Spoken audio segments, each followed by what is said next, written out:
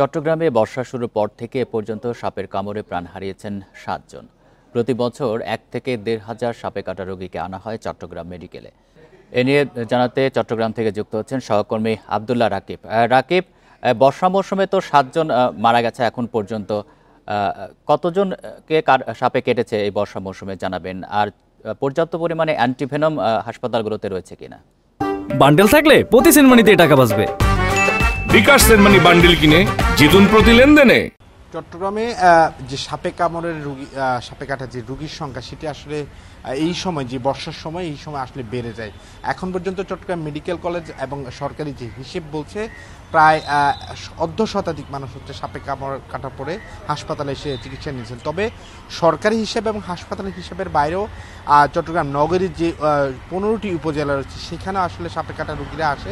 কিন্তু তারা আসলে স্থানীয় পর্যায়ে ওঝা বা স্থানীয় যে চিকিৎসকরা আছে বা চিকিৎসক সহকারী, তাদের কাছ থেকে আসলে চিকিৎসা নিয়ে থাকেন। ফলে সেই হিসেবটাই সরকারি হিসাবে আসে না।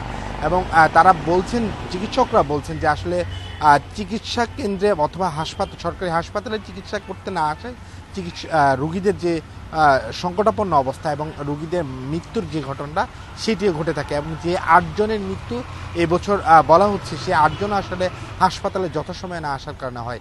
এবং আরেকটি সাপের উপদ্রব বেড়ে যাওয়ার কারণে আরেকটি চিকিৎসকরা এবং যারা পরিবেশ বিশেষজ্ঞ আছে, তারা বলছেন যে সাপের যে আবাসস্থল, সেটি আসলে ধ্বংস হয়ে যাওয়ায় বা কমে যাওয়ায় সাপ আসলে তার আবাসের জন্য এবং খাদ্য সংকটের এক কারণেই লোকালয়ে চলে আসছে। এবং আমরা দেখছি নগরীর বাসাবাড়ির মধ্যে আসলে সাপ এসে আশ্রয় নিচ্ছে। এটির মূল কারণ যেটি বলছে, আসলে ঝোপঝাড় কেটে ফেলা এবং হচ্ছে যে নগরায়ন বৃদ্ধি পাওয়ায় আসলে এই সাপের উপদ্রব বৃদ্ধি পেয়েছে। সাপ আসলে যেটি বলছে যে সাপ পারতপক্ষে আসলে কাউকে ক্ষতি করে না বা কামড় দেয় না, কিন্তু যখনই সে তার জীবন সংকটের মুখে থাকে, তখনই সে আত্মরক্ষার তাগিদে আসলে এটি ঘটে থাকে। ফলে সাপকে চিকিৎসকরা এবং যারা এই গবেষণার সাথে জড়িত, তারা বলছেন যে সাপের যে ধর্ম, সেটি আসলে নিরপেক্ষভাবে সে আসলে এই কাজটি করে থাকে। কিন্তু আমরা দেখছি যে সাপে কাটা রোগীর সংখ্যার সংকটাপন্ন যে অবস্থার কারণে হচ্ছে, চিকিৎসকরা বলছেন যে যথাসময়ে হাসপাতালে যদি আসতো, সেক্ষেত্রে আসলে রোগীর মৃত্যু কমে যেত।